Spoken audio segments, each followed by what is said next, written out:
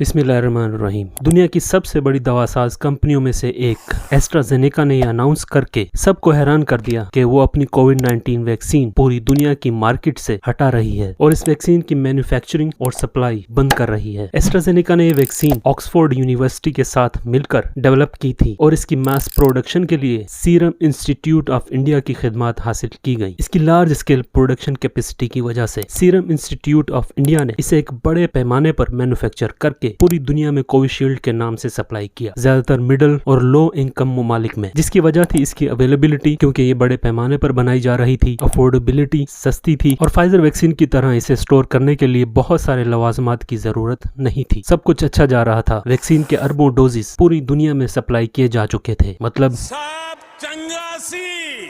लेकिन फिर 2021 की शुरुआत में जिन लोगों ने एस्ट्राजेनेका वैक्सीन लगवाई उनमें ब्लड क्लॉट्स बनने और प्लेटलेट्स में कमी होने की खबरें आने लगी। मार्च 2021 में यूरोपियन मेडिसिन एजेंसी इन खबरों की तहकीकात शुरू करती है। अप्रैल 2021 बहुत से यूरोपीय ममालिक जैसे डेनमार्क और नॉर्वे इन क्लॉट्स की वजह से एस्ट्राजेनेका वैक्सीन का इस्तेमाल बंद कर देते हैं और अप्रैल 2021 में ही EMA ये ऐलान करती है कि एस्ट्राजेनेका वैक्सीन और blood clots plus low platelet में एक पॉसिबल लिंक पाया गया है। इसके जस्ट 3 महीने बाद अगस्त 2021 में एस्ट्राजेनेका के खिलाफ पहला केस दाखिल होता है, जिसमें एक शख्स एस्ट्राजेनेका कंपनी पर इल्जाम लगाता है कि मार्च 2021 में एस्ट्राजेनेका वैक्सीन का पहला डोज लेने के बाद उसकी वाइफ की मौत वाकई हुई। फिर क्या था, ये सिंगल केस तो बस एक शुरुआत थी। इसके बाद धड़ाधड़ केस फाइल होने लगे और अब तक सिर्फ यूके में ही 50 से ज्यादा मुकदमा दाखिल हो चुके हैं और कंपनसेशन के लिए एस्ट्राजेनेका से 100 मिलियन पाउंड्स की डिमांड की जा रही है। 100 मिलियन पाउंड्स, इमेजिन। आइए अब मुख्तसरन देख लेते हैं ये कौन सा साइड इफेक्ट है जिसकी वजह से इतना भारी जुर्माना डिमांड किया जा रहा है। मेडिकल में इसे TTS